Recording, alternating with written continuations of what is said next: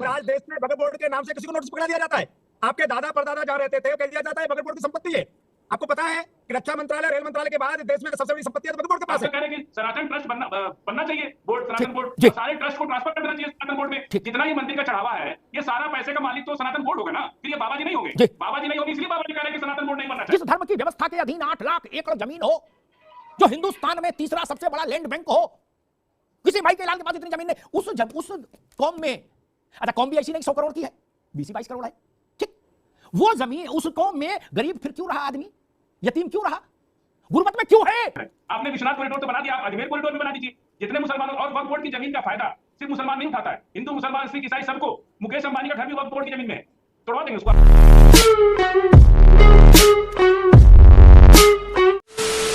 नमस्कार दोस्तों, एक वापस से नए रिएक्शन वीडियो में आप सभी का स्वागत कर रहा हूं। मेरा नाम है गौरव और आप देख रहे हो गोलू रिएक्शन टीवी।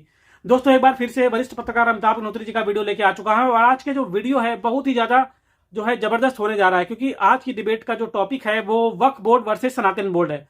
जैसा कि आप लोगों को पता है दोस्तों कि भारत देश में भारतीय सेना और भारतीय रेलवे के बाद देश की जो सबसे ज्यादा जो अधिकांश जो जमीन है उस पर जो है वक्फ बोर्ड का कब्जा है। और यह वक्फ बोर्ड जो है कांग्रेस सरकार, कांग्रेस के समय में जो है इसको जो है कानून बनाया गया था कि जो वक्फ बोर्ड को जो है इतने अधिकार दे दिए गए कि अगर वो किसी जमीन पे बोल दे कि जमीन हमारी है तो आप उसके लिए कोर्ट भी नहीं जा पाइएगा। तो डिबेट में आज जो है इसी वक्फ बोर्ड को लेके वक्फ बोर्ड वर्सेस सनातन बोर्ड की बात हो रही है, क्योंकि हिंदू पक्ष भी मांग कर रहा है कि जो हमारे मठ मंदिरों में जो भी चढ़ावा आता है उसका जो है कंट्रोल जो है सरकार क्यों लेती है, उसके लिए जो है सनातन बोर्ड का निर्माण होना चाहिए। और डिबेट में जो है फजील अहमद जो है यहाँ तक बोल रहे हैं कि जो मुकेश अंबानी का जो घर है वो भी वक्फ बोर्ड की संपत्ति है। इस पर अमिताभ अग्निहोत्री जी ने बहुत जबरदस्त तरीके से इनको जवाब दिया है। आप लोगों से रिक्वेस्ट है वीडियो पूरा देखिएगा, मैं अपना रिएक्शन इस वीडियो के लास्ट में दूंगा। तो चलिए वीडियो को चलते हैं, मिलते हैं सीधे वीडियो के लास्ट में। जो जमीन दी गई होगी वक्फ कोई के लिए उन बड़ी तादाद में दी होगी बादशाह और नवाबों ने, ठीक, गरीब आदमी तो क्या दान करेगा, वो तो खुद ही दान लेने वाले उसमें रहता है। हिंदू मठ मंदिरों को बड़े को जो जमीन मिली राजाओं के समय में, ठीक, वहां भी दान में मिली, वो सब सरकार के अधीन आ गई, ठीक। काशी विश्वनाथ के आसपास की जमीन सरकार की है सारी, काशी विश्वनाथ की जमीन सरकार की, बाकी आसपास छोड़ो, दिया होगा चंद्रगुप्त विक्रमादित्य ने दान। लेकिन यहां जो है वो दान हमेशा के लिए कानूनन सुरक्षित कर दिया गया नहीं, यानी एक बड़े मेजॉरिटी के रिलीजन में सरकार ने सीधा इंक्रोचमेंट किया, माइनॉरिटी की व्यवस्था का भाई जैसे चले वैसे चलने दो, जो बहादुर शाह जफर के समय चल रहा था वैसे चलने दो। फजील अहमद साहब, नहीं आप सही कह रहे हैं। देखिए मैं आपको एक चीज बता देता हूँ कि बनारस विश्वनाथ का मंदिर का नाम आपने लिया, गुदौलिया से लेकर के विश्वनाथ गंगा घाट तक हजारों ब्राह्मण परिवार अपने घरों में मंदिर बना करके और अपने जजमान से उनकी जीविका वही थी, उनका चढ़ावे से ही जीवन चलता था। लेकिन सारी मंदिरों को तोड़ करके इसी सरकार ने कॉरिडोर बना दिया और सब कुछ उनका ले लिया। तो हम तो कह रहे हैं कि आप अजमेर कॉरिडोर भी बना देते। आप तो एक नजर से देख रहे हैं ना, जो कांग्रेस ने गलती किया वही काम तो आप भी कर रहे हैं, आप भी तो एक ही नजर से देख रहे हैं। आपने विश्वनाथ कॉरिडोर तो बना दिया, आप अजमेर कॉरिडोर भी बना दीजिए। जितने मुसलमानों, और वक्फ बोर्ड की जमीन का फायदा सिर्फ मुसलमान नहीं उठाता है, हिंदू मुसलमान सिख ईसाई सबको। मुकेश अंबानी का घर भी वक्फ बोर्ड की जमीन में है, तोड़वा देंगे उसको। तो सब लोग फायदा वक्फ बोर्ड की जमीन है, पर हिंदू मुसलमान सिख ईसाई सब लोग। नहीं वो लूट की जमीन है क्या? फजील अहमद, वो लूट की जमीन है, सबके लिए ओपन है, चाहे जो झंडा गाड़ दे। नहीं लूट की नहीं है। अच्छा, गरीब लोगों ने भी, जिसकी कोई औलाद नहीं होती है वो मरते हैं, उनकी जमीन वक्फ को चली जाती है। अच्छा, कोई आप समझिए सिस्टम को, कोई नावल है, कोई जिसकी कोई औलाद नहीं है वो मरता है, उसके मरने के बाद उसकी संपत्ति वक्फ को चली जाती है मुसलमान की, और उससे सरकार पैसे वसूल रही है, उसकी मालिक सरकार है, कोई मुसलमान नहीं है। और उन जमीनों पर सिर्फ मुसलमान नहीं, हिंदू भी काबिज हैं, और हिंदू भी उसका किराया अदा करते हैं, सिख भी काबिज हैं, ईसाई भी काबिज हैं। वक्फ की जमीन पर सिर्फ मुसलमान नहीं है। मैं समझ गया भैया, मैं समझ गया, आपने अच्छा कहा, इनलाइटन किया, ठीक है फजील भाई, आपने इनलाइटन किया, अच्छा किया, मैं समझ गया। वक्फ की जमीन को चौराहे पर रखा लड्डू का डिब्बा बना दिया गया। एक आदमी बैठा है डंडा लिए, अरे सुनो भाई आगे बात आगे आपने, एक आदमी बैठा डंडा लिए और लड्डू डब्बा चौराहे पर रख दिया। चेतनानंद जी गए, बोले 2 लड्डू लेंगे, बोले चलो लाओ 2 लड्डू तुम ले जाओ। फजील अहमद गए, बोले हम 3 लेंगे, ले जाओ। मौलाना साहब गए, मान जी गए, उसमें भेदभाव नहीं, जो दक्षिणा चौकी दे रहा हो किसी धर्म का हो मौज लो। बोले चाचा इधर हम एक खोल ले बिरयानी की, बोले खोल लो। बोले इधर हम वेज बिरयानी की खोल ले, बोले हाँ तुम भी खोल लो, 2000 रुपया महीना हमको देना। ये हो रहा है। जिनके पास चप्पलें नहीं थी मौलाना साहब, वो मर्सिडीज में चलने लगे वक्फ की दया से। जी सही बात, बिल्कुल सही। हमको मालूम है जन्नत की हकीकत क्या है, कोई गरीब के बारे में पूछनहार नहीं। जिस धर्म के व्यवस्था के अधीन, फजील में आगे बात, जिस धर्म की व्यवस्था के अधीन 8 लाख एकड़ जमीन हो, जो हिंदुस्तान में तीसरा सबसे बड़ा लैंड बैंक हो, किसी भाई के लाल के पास इतनी जमीन नहीं, उस कौम में, अच्छा कौम भी ऐसी नहीं 100 करोड़ की है, 20-22 करोड़ है, ठीक, वो जमीन उस कौम में गरीब फिर क्यों रहा आदमी, यतीम क्यों रहा, गुर्बत में क्यों है? इसका मतलब बेईमानी भरपूर है, बेईमानी अनलिमिटेड है। बिल्कुल है। वरना जब इतना थाली भर खाना था, खाने वाले 4 थे, तो भरपेट खाने में क्या समस्या थी? 8 लाख एकड़ जमीन, उसका बुद्धि और विवेक से इस्तेमाल होता। अभी काशी पर इन्होंने सवाल उठाया, मैं उसका भी जवाब दूंगा फजील को। उसका बुद्धि से विवेक से इस्तेमाल होता तो आज कोई मुसलमान पंचर नहीं जोड़ रहा होता, तंज नहीं उसको सुनना पड़ता, कोई यतीम मुसलमान महिला या तलाकशुदा अपने बच्चों के लिए संघर्ष नहीं कर रही होती? नहीं। मैं उत्तर प्रदेश के वक्फ वालों के नाम ले लूं, कौन कितना बड़ा धार्मिक है? किसी ने किसी के चरण चापे, किसी ने किसी के चरण चापे, उन्हें कहा तुम चाबी तुम ले जाओ, जाओ, आदमी बन गए। इसलिए ये रास्ता ठीक नहीं, वक्फ का रास्ता ठीक नहीं। सही बात, मैं ऐसा मानता हूं।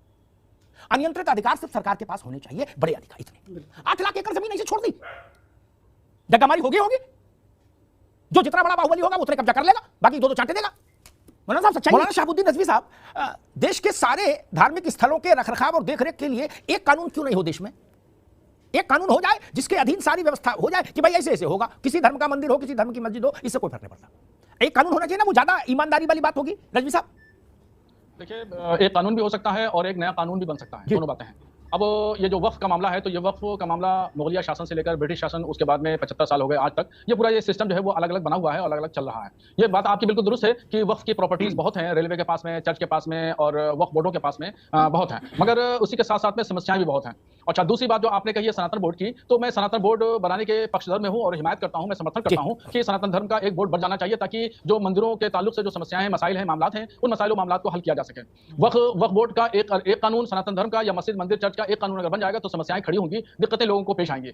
तो इस वजह से एक कानून के बजाय एक नया कानून बन जाए, यानी एक सनातन बोर्ड बन जाए और उसके अंडरटेकिंग में तमाम जो है वो मंदिर वगैरह आ जाए और उसका निजाम, उसका सिस्टम जो है वो उस सनातन बोर्ड के मातहत चले, तो बहुत ज्यादा अच्छा होगा। ठीक है रजवी साहब। महंत नवल किशोर दास जी महाराज, मौलाना शहाबुद्दीन नदवी साहब ने कहा कि भाई सनातन बोर्ड बनना चाहिए, उसमें कोई ऐतराज नहीं है, बिल्कुल बनना चाहिए, और उसके अधीन जैसे वक्फ के अधीन मस्जिदें चलती हैं वैसे मंदिर और मठ चल रहे उसके अधीन। नवल किशोर जी। देखिए, ऐसा है, हमारी मांग कोई नई नहीं है, बहुत पुराने से, क्योंकि वर्तमान में जो सरकारें हैं वो बेवजह मंदिरों में हस्तक्षेप करती हैं। जिस मंदिर में कोई दीप जलाने वाला नहीं वहां तो सरकार देखती नहीं है, और जहां कुछ आता है वो सरकार लेकर के, और कई जगह ऐसी जगह भी उसका दुरुपयोग होता है पैसे का, जो श्रद्धालु देते हैं। इसलिए हम चाहते हैं बोर्ड बने और बोर्ड के अंतर्गत हमारी धार्मिक जो आस्था है उसका संरक्षण समर्थन भी हो, और जो श्रद्धालु व्यक्ति सहयोग प्रदान करते हैं या जिससे पुराने मठ मंदिर हैं उन्हें, उनके पास जमीन है या संपत्ति लगी है, उसका लोगों को वैचारिक को अध्यात्म को स्थान देने के लिए उसका सदुपयोग हो सके, इसलिए हमने एक बोर्ड की मांग की है, और मुझे लगता है सरकार उसे सुनेगी। अब आप देखिए, वैष्णो देवी हो चाहे तिरुपति बालाजी हो, जो वहां मंदिर में तो सरकार रिश्वत बैठा देगी, वहां की संपत्ति पर कोई दृष्टि रखेगी, पर जो खंडेर पड़ा है मंदिर या कोई दीप जलाने वाला नहीं है वहां कोई सरकार नहीं देखेगी। हम चाहते हैं बोर्ड बने और सभी मंदिरों का, जितने मठ मंदिर हैं उनका समग्र रूप से विकास हो, और उसमें जो आय है उसका फजील अहमद साहब, दो बातें, एक सनातन धर्म बोर्ड बने, एक पक्ष ये मांगे, और दूसरी है जो जितेंद्रानंद सरस्वती जी कह रहे हैं, वो कह रहे हैं कि भाई बोर्ड ना बने लेकिन वक्फ बोर्ड समाप्त करो, एक सी व्यवस्था होनी चाहिए। ये अलग अलग रवायतें क्यों रहेंगी धार्मिक स्थलों के लिए? फजील अहमद साहब। देखिए, आप अमिताभ जी, उन्होंने क्यों कहा कि बोर्ड ना बने, सनातन बोर्ड ना बने, इन्होंने क्यों कहा? इसके पीछे के तर्क को समझिए आप। जब देश आजाद हुआ तो क्रिश्चियन ने अपनी प्रॉपर्टी कंपनी एक्ट में रख ली और मुसलमानों ने वक्फ बोर्ड बना लिया, और Hindu property act trust act में चली गई, मतलब उन्होंने ट्रस्ट एक्ट रखा।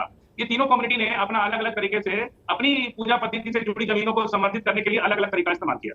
ये क्यों कह रहे हैं कि सनातन बोर्ड ना बने? इसलिए कि नहीं, आप आधी बात पर बोल रहे हो। वो ये कह रहे हैं सनातन बोर्ड की जरूरत कम है, वक्फ बोर्ड पहले खत्म करो, वो ये कह रहे हैं, आप आधी बात पर बोल रहे हो। इसीलिए कहते हैं कि वक्फ बोर्ड क्या है? जिन मुसलमानों ने अपनी जमीन अल्लाह के नाम दान कर दी, उसकी ट्रस्टी सरकार होती है, उन जमीनों की ट्रस्टी सरकार है, वो सरकार के अंडर में चली गई, और सरकार उससे ज्यादा पैसा वसूल कर रही है लोगों से, उनको पैसे बहुत आ रहे हैं सरकार को उन जमीनों से। ये कह रहे हैं कि इनका कहना है कि भाई मंदिरों से जो पैसे जाते हैं, मंदिर मस्जिद खानकाहों से भी पैसे सरकार को जाते हैं। निजामुद्दीन औलिया में एक बक्सा रखा हुआ है सरकार का, जो लोग भी जाते हैं वहां पैसा उस बक्से में डालते हैं, वो सरकार को जाता है। सरकार के लोग, ट्रेजरी के लोग आकर उस बक्से खोलते हैं और पैसा ले आकर ट्रेजरी में जमा करते हैं। ये व्यवस्था देश में पहले से चली आ रही है, और इसीलिए हम तो कह रहे हैं कि सनातन ट्रस्ट बनना चाहिए, बोर्ड सनातन बोर्ड, सारे ट्रस्ट को ट्रांसफर कर देना चाहिए सनातन बोर्ड में। जितना ही मंदिर का चढ़ावा है, ये सारा पैसे का मालिक तो सनातन बोर्ड होगा ना, फिर ये बाबा जी नहीं होंगे। बाबा जी नहीं होंगे, इसलिए बाबा जी कह रहे हैं कि सनातन बोर्ड नहीं बनना। यतिमा चेतनानंद, मूल परेशानी देश के मन में ये चुभती है, अलग अलग नपने क्यों रखती हैं सरकारें? हिंदू को नापने के लिए दूसरा, मुसलमान को नापने के लिए दूसरा, ईसाई को नापने के लिए तीसरा, और बौद्ध को नापने के लिए चौथा। ये तो नहीं चल सकता। कोई व्यवस्था हो शासन की, भेदभाव तो नहीं होना चाहिए। एक बार बैठकर सब लोग तय कर ले पार्लियामेंट में कि कौन सी व्यवस्था सबसे अच्छी है। अगर वक्फ बोर्ड वाली ही सबसे अच्छी है तो सब जगह वक्फ बोर्ड टाइप की व्यवस्था लागू हो जाए, और अगर नहीं तो ये भी खत्म करो। नहीं, बिल्कुल अमिताभ, देखिए बात सिर्फ सनातन बोर्ड की नहीं है, विषय जो जितेंद्रानंद जी ने रखा है मैं उनसे सहमत हूं, और वो इसलिए सहमत नहीं हूं कि कल सरकार उसको कमांड करेगी। सहमत इसलिए होना पड़ता है कि इस देश में विभिन्न संप्रदायों के, विभिन्न मजहबों के लोग रहते हैं। आज वक्फ बोर्ड को खत्म कर दीजिए, सारा विवाद खत्म हो जाएगा, इसमें आपत्ति क्या है? वक्फ बोर्ड के कितने घोटाले हमारे सामने खुलकर आए, जो सरकार के अंडर ही थे लेकिन लोगों ने घोटाले किए। आप भी बहुत अच्छी तरह परिचित हैं किन किन के नाम उसमें शामिल है। तो ये घोटाले होने बंद हो, आध्यात्मिक ऊर्जाओं के जो केंद्र है वो आध्यात्मिक ऊर्जा के संवर्धन और उसको पल्लवित करने के लिए प्रयोग हो, एक कानून हो, एक देश हो, इसमें आपत्ति क्या है? मुझे समझ में नहीं। लाखों करोड़ रुपया जो देश के बड़े मठ मंदिरों में चढ़ावे में आया, जो सरकार के नियंत्रण में रहे, वो इकट्ठा होने लगा, तो हिंदू धर्मावलंबियों को लगा कि ये पैसा हमारी आस्था का पैसा है, ये नगर निगम का टैक्स नहीं है। ये फर्क है, समझिए, ये चुंगी का टैक्स नहीं है जो दे रहे हैं, ये आस्था का मसला है। तो उसका जो खर्च हो, जो पैसा इकट्ठा होता है, वो उसी वर्ग के लिए होना चाहिए, उसके विकास के लिए। मुझे लगता है यहां से ये बात शुरू हुई थी और यहीं से ये धारणा देश के अंदर फिर पनपती गई। महंत नवल किशोर जी, मैं ठीक कह रहा हूं? बिल्कुल सही। अमिताभ जी आप बिल्कुल ठीक कह रहे हैं। मैं कह रहा था एक बंदे को धमकी दे रहे थे कि सरकार वक्फ बोर्ड में कुछ हेरफेर करेगी तो समाज में ये प्रभाव पड़ेगा, ये प्रभाव पड़ेगा। अरे सरकार अपने ढंग से कुछ नियम बनाती है तो उसको सबको मानना पड़ता है। मैं केवल इतना कह रहा हूं, किसी का विरोध नहीं कर रहे हैं, पर आज देश में वक्फ बोर्ड के नाम से किसी को नोटिस पकड़ा दिया जाता है। आपके दादा परदादा जहां रहते थे कह दिया जाता है वक्फ बोर्ड की संपत्ति है। आपको पता है कि रक्षा मंत्रालय, रेल मंत्रालय के बाद देश में सबसे बड़ी संपत्ति वक्फ बोर्ड के पास है, और आप नहीं रह रहे हो, आपके दादा परदादा रह रहे हैं, वक्फ बोर्ड आपको नोटिस देगा, ये जमीन हमारी है, आपको कोर्ट में जवाब देना है, उन्हीं के कोर्ट में जवाब देना है। वकील उनका होगा, जज उनका होगा, सब कुछ होगा। ये शरीयत कानून नहीं तो क्या है, ये इस्लामिक कानून नहीं है तो क्या है, ये या तो बिल्कुल समाप्त हो, किसी का कोई अधिकार नहीं रहे, यहाँ पर हमें भी अपने जीने दिया जाए। हमें अपने बनाए तो गवर्नमेंट है, ये तो गवर्नमेंट के ही नुमाइंदे हैं, ये तो अलग से प्राइवेट मुसलमानों के नुमाइंदे नहीं है, गवर्नमेंट के ये नरसिंह राव के समय में हुआ था। ये प्राइवेट कोर्ट नहीं है, कोर्ट पे इल्जाम लगाइए, कोर्ट को बदनाम मत करिए, कोर्ट को बदनाम मत करिए। कोर्ट को बदनाम नहीं कर रहे हैं, वो कोर्ट भाई भारत सरकार के द्वारा कर रहे हैं, भारत सरकार की कोर्ट है भाई। ये जितने भी कोर्ट के मसाइल देखती हो, इसलिए मैं कह रहा हूं कि कोर्ट के मामला जो कोर्ट देती है, वक्त के मामला जो कोर्ट देती है, गवर्नमेंट मंदिर की दान पट्टी पे कुछ को और इस्लाम के नाम पर जो पुरातन खंडर बने उनका दुरुपयोग होगा, और गवर्नमेंट का नहीं होगा। हमारा बहुत अच्छा चाहिए, हमारा कोर्ट को बदनाम होंगे, हम ही निर्णय करेंगे, हम ही निर्णय करेंगे सरकार के माध्यम से कि हमारे आया हुआ पैसा कहाँ लगेगा। ये देश शरीयत से चलने वाला नहीं है, देश संविधान से चलेगा। खत्म, bye bye, tata, goodbye, गया। तो दोस्तों वीडियो समाप्त हो चुका है, और अगर यहां तक आप लोगों ने वीडियो देखा और आपको वीडियो अच्छा लगा तो आप लोगों से रिक्वेस्ट है कि चैनल को सब्सक्राइब जरूर करें, साथ ही साथ बेल वाले आइकन को प्रेस करके ऑल पे क्लिक कर लीजिएगा, जिससे हमारा वीडियो जब भी अपलोड होगा उसका नोटिफिकेशन आपके पास आ जाएगा।